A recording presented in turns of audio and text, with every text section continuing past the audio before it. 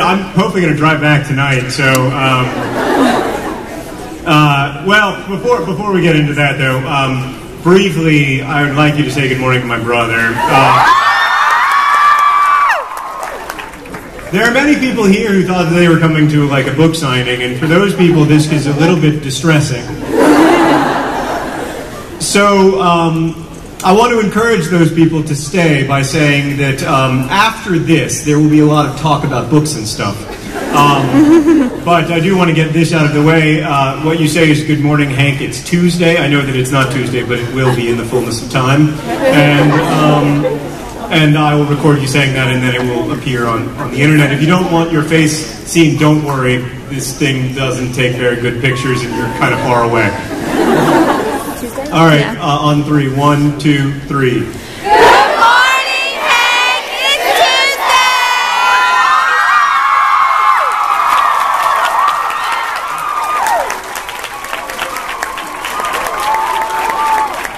Thank you.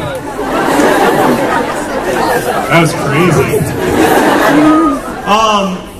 So this is Teen Read Week, the week where we celebrate teens reading, and I want to argue tonight that despite all of the terrible things that you've heard about the vapid apathy of this generation of teenagers and how they do nothing all day but look at Tumblr. Don't celebrate looking at Tumblr all day.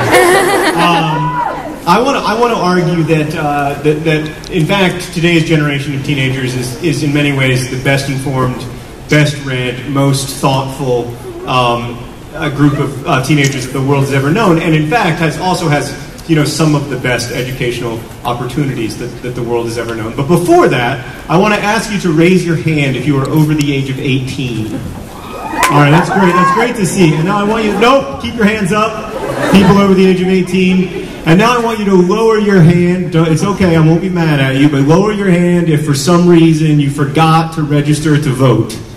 Okay, I'm a little bit mad at you, but it's okay. Everyone whose hand is still up, people who are registered to vote and over the age of 18 whose hands are still up, there's still a lot of you. This is encouraging.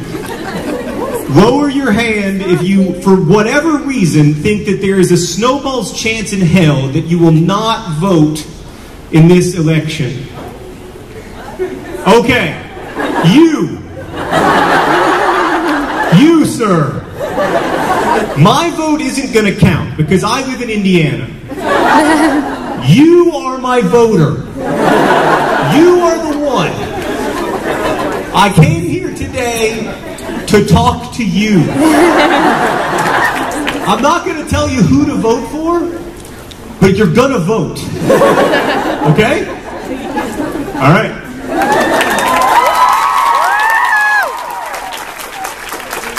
From here, it's just gravy, really. So, my first book came out in 2005, in March of 2005, and at the time I was actually working at the American Library Association, where YALSA, the Young Adult Library Service, I don't really know what it stands for. They have so many acronyms, it's impossible to keep track of, but where YALSA is headquartered, and I work down the hall from all the YALSA people. And so when they asked me to be the spokesperson for Teen Read Week this year, I was tremendously honored, but I also kind of couldn't say no. And so it's a thrill to be here with you to kind of kick off this week.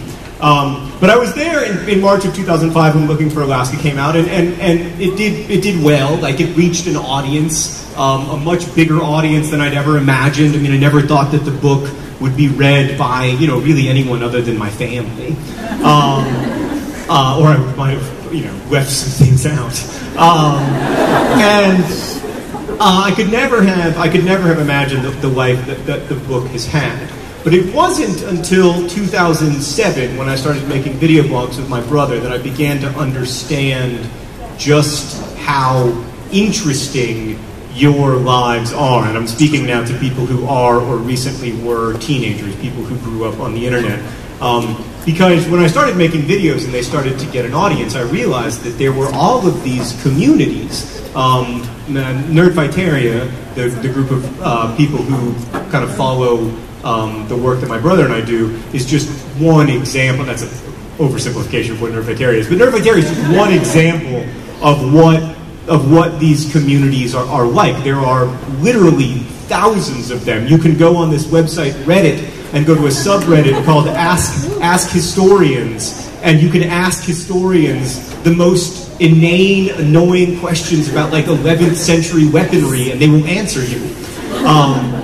If you go on the calculus tag on Tumblr, you're going to see a lot of people complaining about calculus, but you're also going to see people reblogging those complaints, answering the question posed in the original post, and then making an argument for why calculus is actually pretty interesting.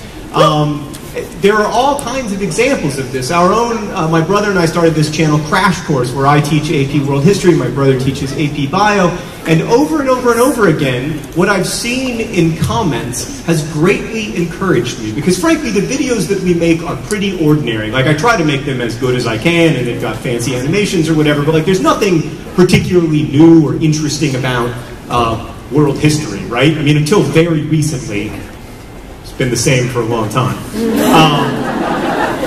But the comments are really astonishing, because it's in the comments that you see people asking questions and people answering them. And I would like to point out that every time someone makes a comment on YouTube, or posts a text post on Tumblr, or writes a tweet, or reads a tweet, they are engaging in writing and reading. They may not be engaging in like Team Read Week as we conceive of it in the publishing world, where specifically you read books that you've paid for, but they are reading. They are reading, and they are reading with great passion, and they are reading many thousands of words a day. In fact, I would argue that teens these days read far more words per day than I did as a teenager, when I mostly just watched television. At the time, there were no words, because these days there's that constant text crawl at the bottom of every channel informing you of what's coming up next, and who's leading in the polls, and how many hits the Yankees didn't get, and all that stuff, and or how much the Colts suck, to reference my hometown. But at the time, television was just something that you looked at. There was no way to read television the way there is now. So reading text-based interaction has become more and more a part of our lives. And I think that's great, but I also think it's insufficient, because I'm going to argue to you today that reading in and of itself is not that great. Like, literacy is awesome. I'm like totally pro-literacy. Like, you know, there's like a bell curve of people who like literacy. I'm way out over here, you know? You're never going to hear me argue against literacy. But once you're literate, like once you can look at text and more or less automatically turn it into ideas in your head, why, if at all, is reading better than not reading? Like, why is reading better than a movie, or better than a video game? Or, you know, we live in this media-saturated world where there are endless entertainment opportunities at our fingertips, literally. Angry Birds, you know, we could do whatever we want at any moment. Why would we ever read? And if we are going to read, why would we read a book? Books are so long.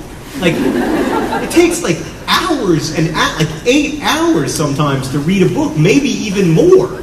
I don't read books that are longer than 200 pages, so 8 hours for me. Like Gatsby, that's the cutoff. Valerie, are you texting? Did I just catch you texting? It's my friend Valerie in the front row. She was texting. Were you tweeting? She was tweeting about how many people are here. All right, well, since you're doing that, I'm going to take a picture of them and tweet while I talk.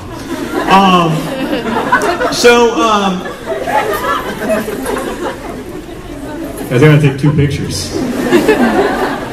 So, here's my argument for why. Does anyone have a copy of The Fault in Our Stars I can borrow real quick? Oh, you do. Awesome. I'll borrow yours. So this is my most recent book. This is my most recent book, The Fault in Our Stars. I see that she's dressed up as a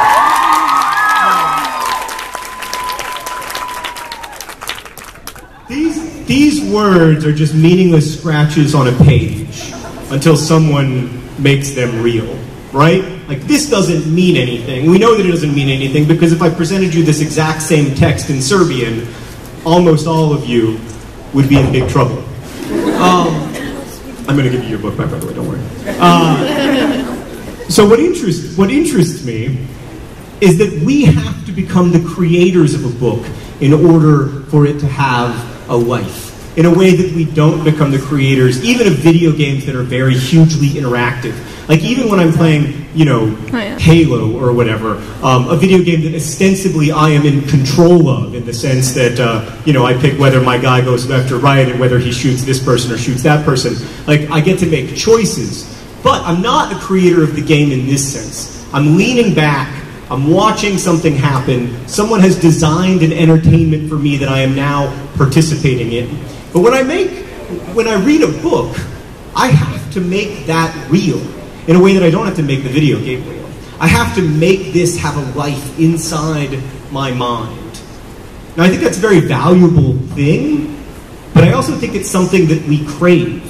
And I think it's because we crave it that we all in this room still read books, even in this era when there are so many other things to read, and when there are so many things to look at, and where there is endless entertainment at our fingertips and on our phones and everywhere else. We are still reading. We are still finding comfort in text that can be immersive to us. So I want to tell just one story before I answer some of your questions.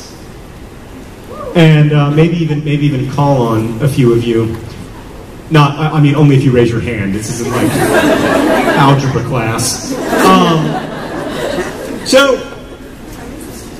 Some of you have heard this story, and I apologize, but I really like it. A few years ago, I was living. This was when I was writing my book, An Abundance of Catherines. I was living in an apartment in Chicago with 3 roommates. Katie and Shannon, who don't factor into this story at all, so I don't know why I mentioned them, and Hassan, my friend Hassan, who at the time lived in Chicago, but now lives in Kuwait, where he is from. His family is from a very small village on the Kuwait-Iraq border, and when the Iraq War started, Hassan was like super anxious because basically the armies were going through his little town. You know, our army was going through this town, but then also there was some thought that the Iraqi army might cross the Kuwait border, and he was just very nervous, and he didn't hear from his parents for a few weeks because of communication problems, and it was like a very tense time. And Hassan's reaction to this was to watch cable news like 24 hours a day, just like trying to get some kind of information about the progress of the advance. And when the U.S. forces arrived in Baghdad, I remember I was sitting with Hassan because the only way that you could talk to him was to like sit next to him on the couch because he never got off the couch. I was sitting with Hassan and we were watching this news broadcast, and it was one of those situations where the broadcaster is getting the footage for the first time, and so I'm watching it for the first time, and Hassan's watching it for the first time, and then like the anchor on CNN or whatever is watching it for the first time, but because he has a microphone, he's an expert. And the camera is panning across this house in Baghdad that has a huge hole in its facade that's covered over with a big piece of plywood, and on that plywood there's very angry looking Arabic graffiti in black spray paint. And the guy on TV is talking about all of the hatred in the hearts of the Iraqi people and yada, yada, yada. And Hassan starts to laugh. And I said, what's so funny? And he said, the graffiti. And I said, what's funny about it? And he said, it says, happy birthday, sir, despite the circumstances. And like, I didn't think it said happy birthday, sir, despite the circumstances. I thought it said death to America, like anybody else would, you know? It never crossed my mind that it could say happy birthday, sir, despite the circumstances, because the idea that the owner of that house was having a birthday is just not something that occurs to you. And this is one of the sort of tremendous failures of humans. We have a really hard time imagining what it's like to be other people. And we have a particularly hard time imagining what it's like to be people who live very far away from us or who have very different lives from us. We have a tremendously hard time imagining the dead, for instance. It's very hard for us to think about what it was like to live in 17th century France or in, 8th century South America. It's really hard to think about what daily life would be like for someone whose life is very different from our own. But that's one of the things that reading can give us. And I think it's one of the things that we most crave. We crave feeling outside of ourselves. We crave that feeling of not being confined inside this particular body. And reading offers us that opportunity. I mean, when I read a great novel, I feel like I am seeing the world out of someone else's eyes. I feel like I have a life outside of my own, if only for a little bit. And like I can imagine what it's like to be someone else with a complexity that I can never imagine what it's like to be even the people whom I love the most, who are closest to me. I still can't imagine what it's like to be, for instance, my wife or my son, as well as I can imagine what it's like to be Holden Caulfield. And that's because J.D. Salinger allowed me to see a world through Holden Caulfield's eyes. That's not something that you can do, really, as far as I know, anywhere else except for books, because it is that magic of turning this text, these meaningless scratches on a page, into a life that has that is real and exciting in your mind, and that feels as real to you as your own life, and feels as close to you even at times as your own life. That excitement is unique to books, at least so far as I know. That's why I love to read, and that's why I'm so thrilled to celebrate Teen Read Week here with you today. So I'm going to read some questions, and I'm going to answer them. And if you ask the question, you can, I guess, say like, woo, but you don't have to. You should in no way feel obligated to woo. And if you woo during this next question, you're a liar. Because the person who asked it is watching via the magic of that thing. I think that's the camera. Hello, people of Harrisonburg. Sorry you couldn't be here. It's very crowded. It's not that much fun, actually. I'm just kidding. I love you guys the most. I'm just kidding, Harrisonburg. This question is, why do you write young adult fiction as opposed to adult and or juvenile fiction? So I really like teenagers, not in a creepy way, but I find them really interesting because they're doing a lot of important things for the first time.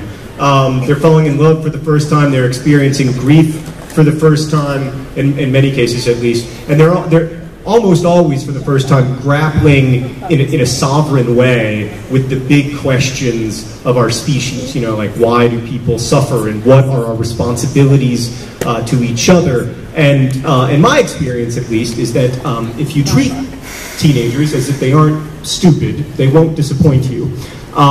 Because I think when you credit anyone with intelligence, they tend to rise to the occasion. And that's why teenagers love the great sort of philosophical, idea-driven novels of our time, whether I like those novels or not, whether it's Fahrenheit 451 or Atlas Shrugged, he said, trying to pretend that he doesn't hate Atlas Shrugged. But I will say this for Atlas Shrugged. It is a serious novel about serious ideas. I might disagree with those ideas, but it is a very serious novel about very serious ideas. And teenagers love it, and they read it outside of class, and it's 1,000 pages long. And I think that speaks to the fact that they are really grappling with big, interesting, important questions. I mean, you may not like the conclusions that Ayn Rand comes to, but the questions that are asked in her work are very, very important. And I mean, they are still the central questions of 21st century philosophy in a lot of ways. And so you have these characters who are doing all of this big, important stuff for the first time. And that's really exciting for me as a writer, because I don't have to write about, their jaded experience with 73rd love, Like, when I fell in love with my wife, it was awesome, and she's great, and I really, really like her. And I couldn't be happier. But, it wasn't nearly as dramatic as the first time I fell in love, when I was like, oh God, what is this amazing thing that the world has created just for me? You know? The second time you fall in love, it's like, yeah, this is kind of like that other thing. And that's not bad, by the way. I know that makes a lot of you feel like, oh, I never want to be an adult. It's much better. So I love to write about those characters who are in this weird in-between space. I also think it's a lot of fun to write about characters who are in between spaces, as Hazel is in The Fault in Our Stars. I mean, this is a girl who, you know, has terminal cancer, but also has a treatment for her cancer that, while not curing it, does extend her life. So she's in between, you know, illness and health. She's in between youth and adulthood.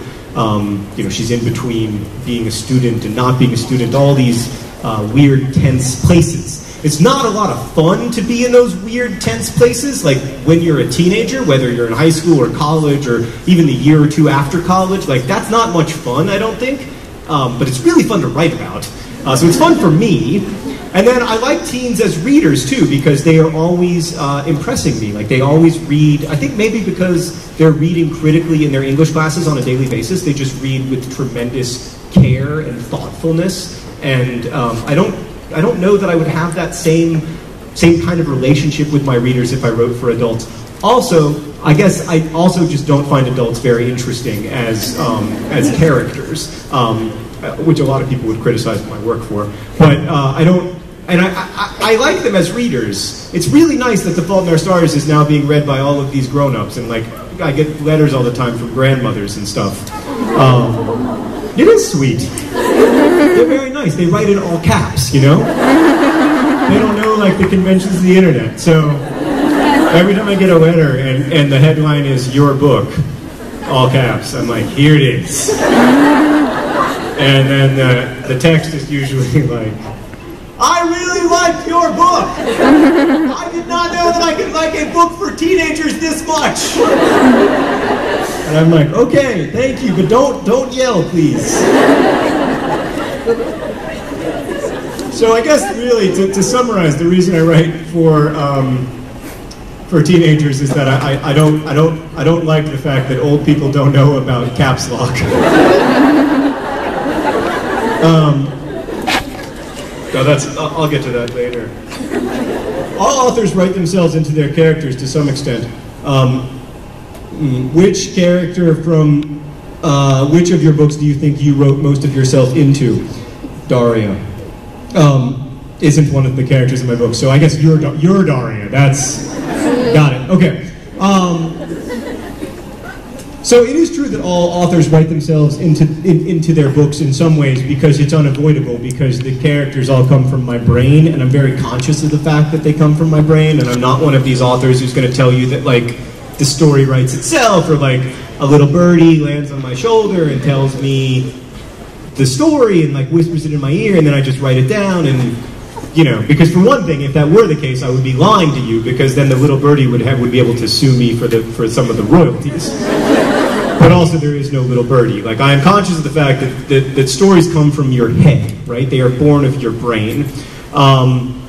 So, as for the characters who are most like me, it's really hard to say, because they are all, in some ways, entirely like me, or all, in some ways, like funhouse mirror reflections of myself. You know, I think, but I guess Miles in Looking for Alaska is the most, like, blatantly autobiographical character. I've lied about that for years, but it's true. That's a pretty autobiographical novel in a lot of ways. Is there one specific instance or memory that you have from writing at the Children's Hospital, from working at the Children's Hospital, that really impacted The Fault in Our Stars? So I worked as a student chaplain at the Children's Hospital in Columbus. Don't boo it, just because it's in your rival city. Thank you. Never boo a children's hospital. And I worked there for about 6 months as a student chaplain. If you're going to be ordained as a minister, you have to work. It's called CPE, because there's an initialism for everything.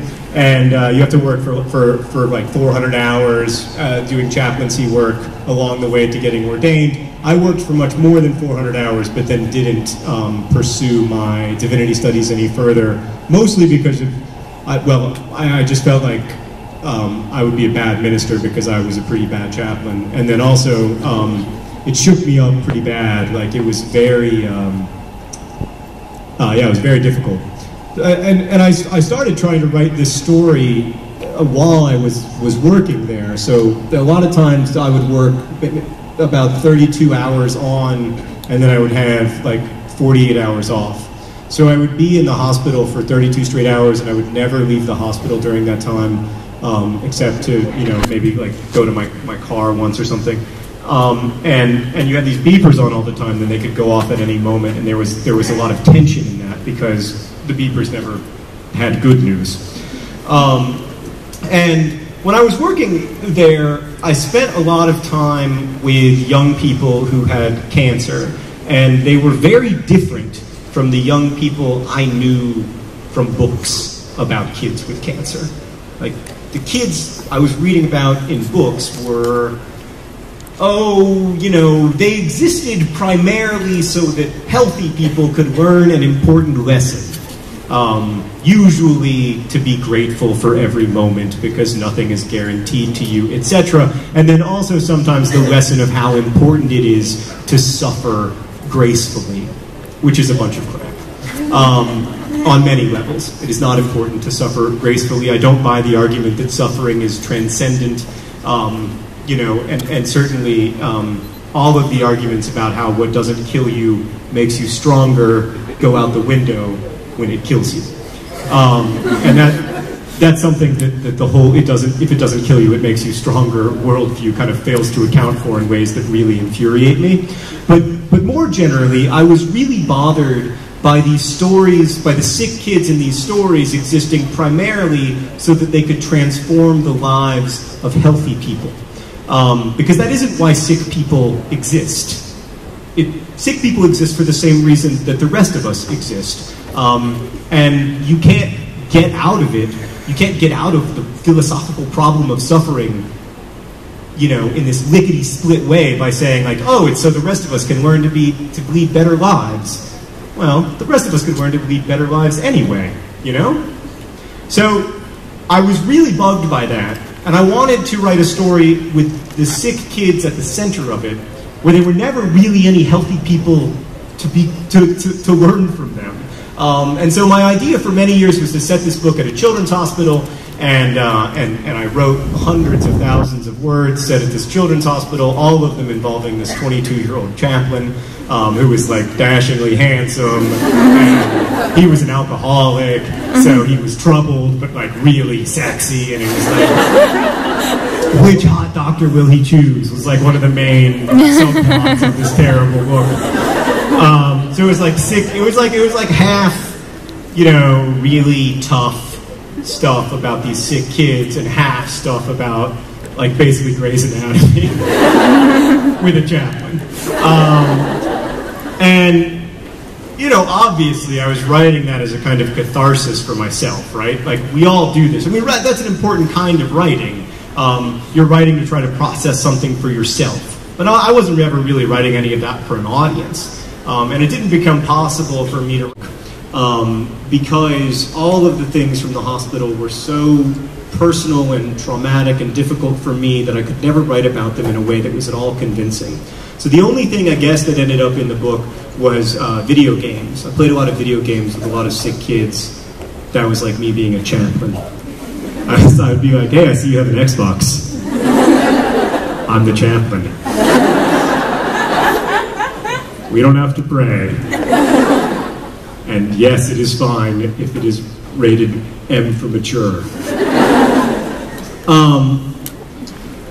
Okay.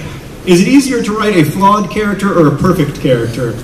Well, I don't know anything about writing perfect characters, I hope. I try to only write flawed characters because I don't know any perfect people. I only know really flawed people who are still worth loving.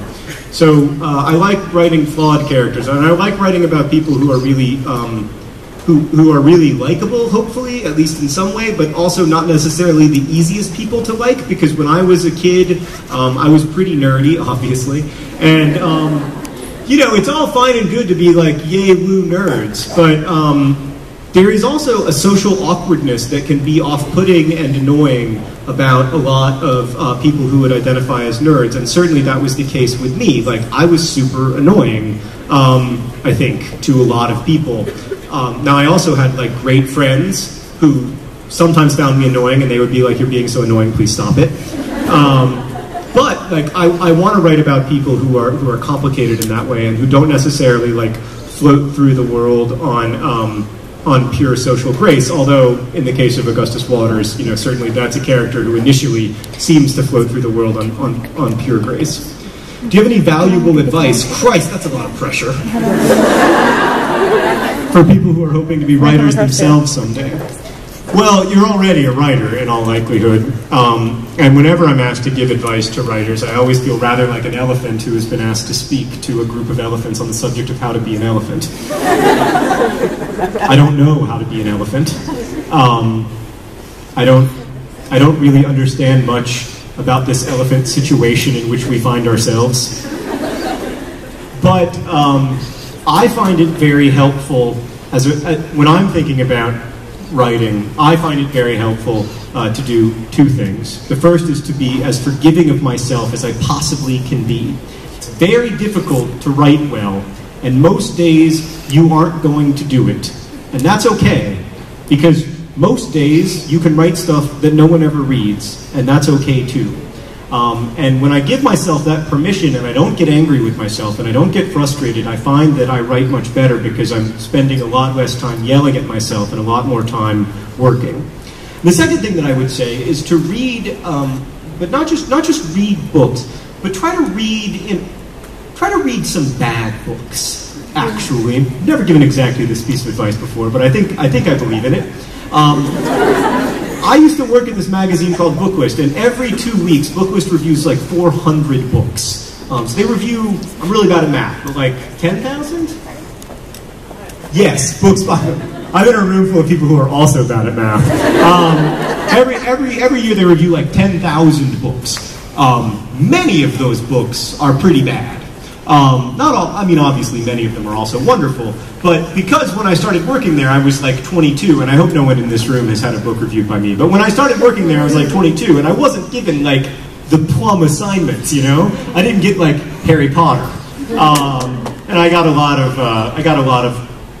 of books that were good, and some books that weren't so good, and the books that weren't so good were especially helpful to me as a writer, because I could see the strings on the puppet. You know, I could see what the writer was doing to try to make stuff happen in my mind and in my gut. And that was really useful for me. So I would encourage you to read broadly and to also try to read critically. And I don't just mean in the sense of like criticizing what you read. I mean reading critically in the sense of, you know, reading thoughtfully and trying to understand, you know, where are the puppet strings in all of this. If you could collaborate with any author, who would it be and why? Oh, I don't know. Can he be dead? Yes. Well, that makes it more interesting. Toni Morrison. She's not dead. I said, can he be dead? And then I picked someone who isn't dead and isn't a he. But yeah, that'd be so cool. If Toni Morrison called me up and she was like, hey John, as the only living American Nobel laureate, I've decided that I want to write my new novel with you. And I'd be like, okay, Toni Morrison, what's the topic? That would be so great. I couldn't do it. I'd be so nervous. Oh man, I'd write the worst story I've ever written. It'd be like Toni Morrison's beautiful novel, and then every other chapter, people would just be like, who is this clown? How do you come out to your family? Oh man, that's a hard question. As a nerd fighter. Oh, that's easier.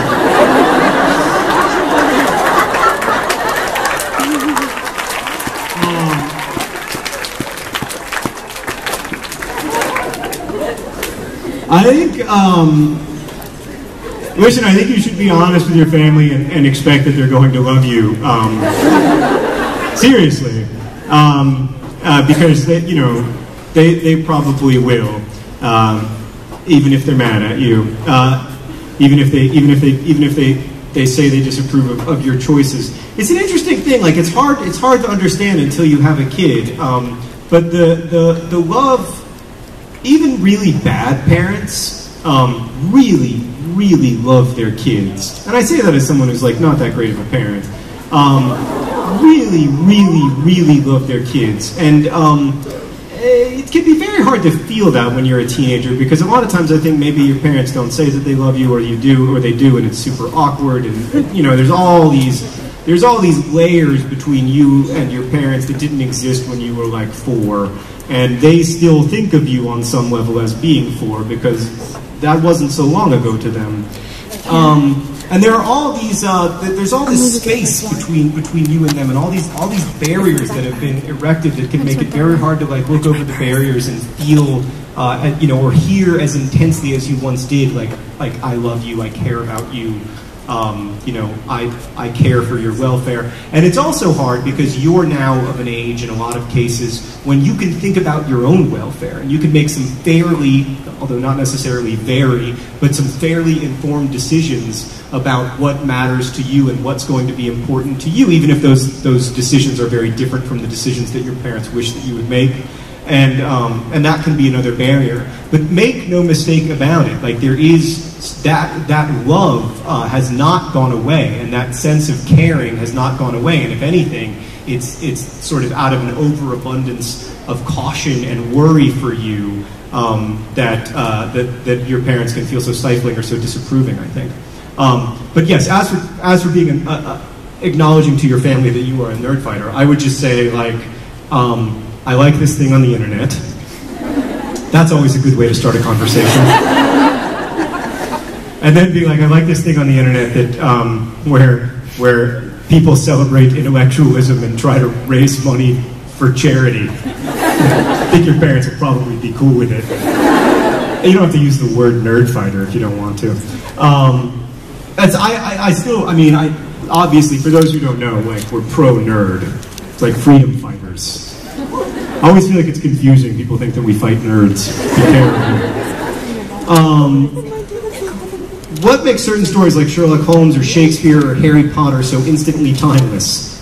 I mean, obviously, if I knew, I'd be home writing the next Sherlock Holmes. I don't know. Some of it is big idea. Sherlock Holmes is a big idea, particularly in historical context, because there had never been quite the same eccentric detective as Sherlock Holmes, just that there had never been quite the same wizard school as Hogwarts. And unfortunately for me, I don't get big ideas. I've never had a big idea like vampires in suburbia, or wizard school, or eccentric detective. I mean, I've had that idea, but it's been invented already. I'm waiting, I'm patiently waiting for my big idea, but in the meantime, I have to just string together little ideas, and I think that's the case for the vast majority of writers.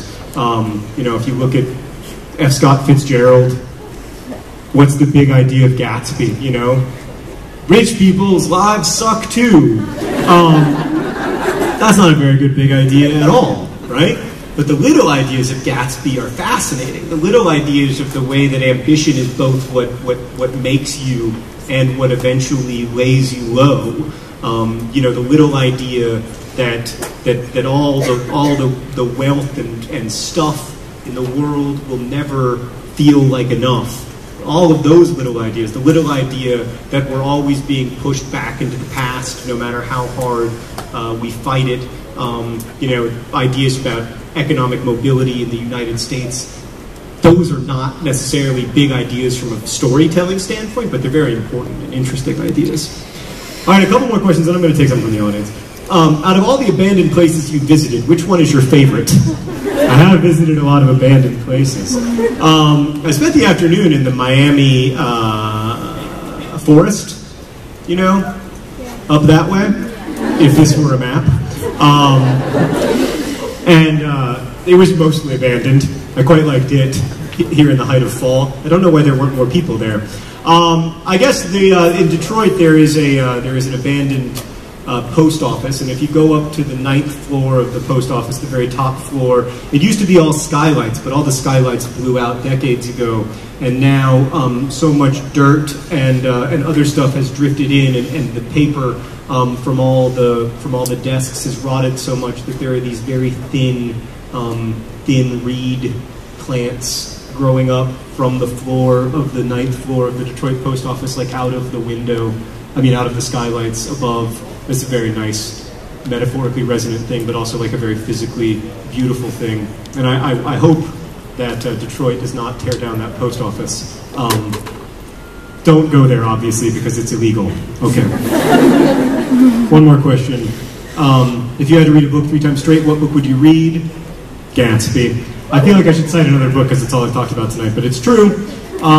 Would you consider writing and directing your own movie in the same way that Stephen Chbosky did with his novel The Perks of Being a Wallflower, which is both a very good book and a very good film?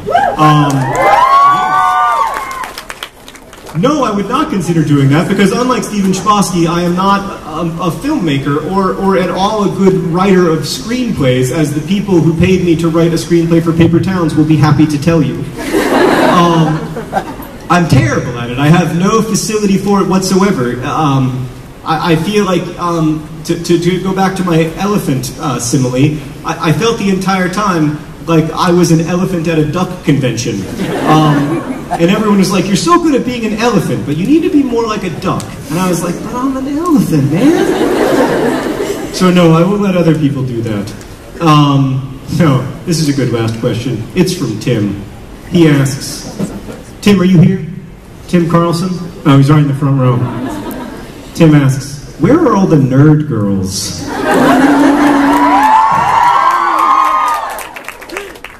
Tim. You'll be fine. I want to take a few questions from the audience and then maybe read from my book at the very end in the exact opposite way you're supposed to do. Yes. Yes. Did I ever consider writing fantasy or sci-fi as opposed to realistic fiction? Well, first, let me argue that I don't write realistic fiction, and it's an important distinction to me because I don't try to write realistic fiction, and I don't want to. Like, I want to write like heightened realism or magical realist fiction. I mean, not exactly magical realist, but like, for instance, in my novel An Abundance of Catherines, there's this kid who has dated 19 girls, all of whom dumped him, and all of whom were named Catherine. Well, that's not realistic, right? Like, it's almost impossible. It's on this edge of possible. Like, there are 19 girls named Catherine, but you'd have to work really hard. You'd have to have sort of a, very developed sense of your own eccentricity. And you know, generally in my work, I don't try to reflect like the actual speech patterns of humans, particularly teenage humans, because I don't know what they sound like. I didn't really understand how they sounded when I was a teenager. I certainly don't understand it now. So I'm much more interested in reflecting like how people think they sound, or how they sound to themselves, or how they want, you know, like how they experience themselves as communicating rather than how they actually communicate. I don't feel that sense of loyalty to lived human experience the way that, for instance, a writer like David Foster Wallace would. As for whether I would ever write like proper science fiction or fantasy, I don't think so. I've tried to a couple times, and like I have literally been laughed out of the room by my friends who actually write this stuff. Like my friend Holly Black, who is she is great. Whoever's getting ready to clap. She's a brilliant writer, and she writes these wonderful fantasy novels. And I remember like I shared something with her once that was like quasi fantasy, and she was like, this is really not good. And I was like, what's not good about it? And she was like, I can't. There's too much. It's not good for me to like plumb the depths. So I think for now I'm going to stick with this. And I really like writing books that occur in the real world because there's much less world building. Like when I read The Hunger Games, I'm always like, man, that just seems so real. And I had my best friend Chris, who's like basically his central occupation is making fun of me. He just read The Hunger Games, and he was like, the world building was so amazing. And I was like, I know, right? And he was like, of course, the world building in your novels is great too, but you write about the gas station that's at the corner by your house. which is true, right? One of the main scenes in The Fault in Our Stars is set at the gas station by my house. One of the main, Looking for Alaska is set at my high school, essentially. So I like to write about places I know. Yes? If you were to eat a mermaid, is it cannibal? Is it cannibalism to eat a mermaid? No. No, because you'd be eating a fiction. So I think you're safe. I think you can eat any fiction. And I think you're good. Yes. Her hand goes up. Standing person. Am I currently writing a new book? Yeah. I mean, this is very time consuming. Like for both of us. Like you're not writing right now. I'm not writing right now. You probably weren't writing earlier today because you were nervous. If you're anything like me, I haven't written in like 4 days because I've been nervous about this. I've known that this was coming. I've been like, Cincinnati is coming. It's okay. So in a good way, like I'm excited, but I don't want to write. Cincinnati is only 4 days away. So the answer to the question is that yes, I am trying to write a new book, but no, I am not writing very much. And also, it took 3 years between each of my novels, and I expect that it will take maybe even a little longer between The Fault in Our Stars and the next book, just because The Fault in Our Stars is like a very demanding 2-year-old. I really like it, and I'm super pleased with its progress, but it has a lot of needs. It's always asking me for things. But that's really great. That's so much better than all of my other books that stopped asking me for things after like 3 weeks. So I'm very grateful for this and very happy about it, but like it is kind of time consuming. Yes? Me? Mm-hmm. Oh, sweet. I was just wondering, Hazel and Augustus, I just finished Fall of the Stars last night, and I was just wondering why you... Is this going to be a spoiler? No. Okay. I was just wondering why you think people suffer in general. Oh. Sorry, that was a spoiler. The question is, why do I think people suffer? From someone who finished The Fault in Our Stars last night. Thanks for reading it. It was awesome. Oh, thanks. That's nice of you to say.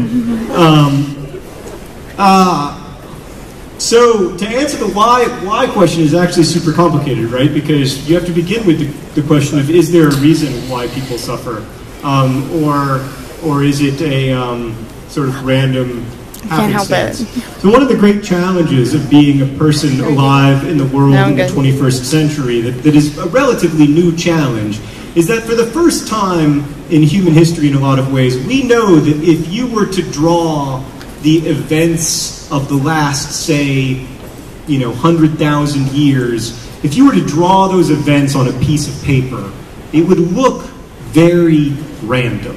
I mean, if you were to draw it down to the details of the smallest human life, it would look very random. It would look like the universe is not so interested in us as individuals. As an example, let me present the fact that until very, very recently, for the entirety of human history, most people could expect to live to be about 30 and expect to see several of their children die. Right? Like, that's not fair. That's not cool. I mean, we live in this era of relative insulation from these things, relative insulation from that kind of suffering. But until very recently, 150 years ago, or even 100 years ago, life expectancy was half what it is today, at least in the developed world. But even in the developing world, life expectancy almost everywhere is over 60 now, and infant mortality is way down from where it was in the pre-antibiotics era. And so for almost all of human history, like, people had to grapple with that question of why people suffer in a very direct way. Whereas we can often, not all of us, but some of us at least, to have the luxury of being able to think about it abstractly. So anyway, if you look at these events, it looks pretty scattered, right? Like, there's no reason why some 16-year-olds get cancer and others don't. And if you look for a reason, I think you get pretty far down the rabbit hole of misery. And I don't know, at least for me, like that doesn't hold up to scrutiny. Like at least for me, it doesn't work. It works for some people to say like there's a reason and I don't understand it, but it doesn't work for me because it just makes me mad. If I think there's a reason, it just makes me very, very angry because I can't fathom a reason why there would be a kid who is born who feels pain physical pain every single day of her life and then dies at the age of like 4. I can't fathom a reason why that would happen in a world, in a good or just world. So I can't fathom that we live in the best possible world, right? But at the same time, if you look at that random scattershot image of randomness, you will also find like tremendous joy, including tremendous joy in the life of that hypothetical 4-year-old who feels a lot of physical pain and doesn't have a very long life. You will find tremendous fulfillment. And when I was writing The Fault in Our Stars, what I wanted to argue is that a short life can also be a full life. A short life can also be a good life. It's easy to say when someone lives to be like 95, like, oh, he had a rich, full life, and therefore we can live with the fact that he is gone. It's much harder to say that when people don't have a long life. But I really believe that short lives can be good lives. And so for me, the saving grace in the question of why people suffer, the place where I find hope in that is that even though we all suffer, like even though we will all have terrible pain that we have to live with in our lives, there is also going to be moments of great fulfillment and great feeling of connection. And there's a lot of hope in that. Maybe there isn't hope for individual humans, like we are all going to die. And not only that, but like all humans who ever live will die, and like one day there will be an Earth that is spinning and contains no humans.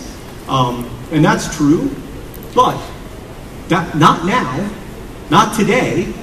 You know, today we have this really astonishing world.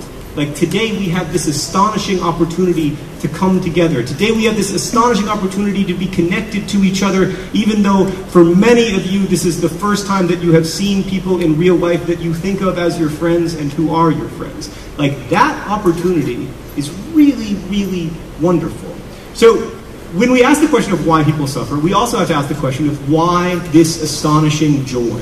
Why this opportunity to observe the universe? Why has it been granted, so far as we can tell, at least to us, in a way that it has not been granted to any other species? So my answer to why we suffer is, I don't know.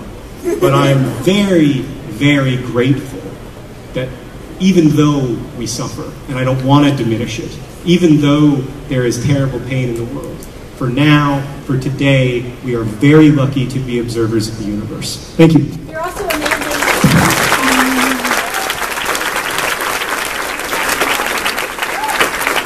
So, thanks. So, I'm going to sign books now, but we have to lay out some ground rules. The biggest of which is that I can't take a picture with you, and I'm really sorry because you all seem nice. Even you, person who dressed up as the Fault in Our Stars, you know, like you guys all seem great, but I can't take pictures with you because I want to drive home tonight to my family. So, and also I don't want the people who are at the end of the line to have to wait for like 6 years. So when I talked earlier about the importance of imagining other people complexly, in this case, the person that you are going to have to imagine complexly is that poor sap back there. Just look at one of them. Turn around and look at one of them. Just pick one who you're going to think of. So that's why we have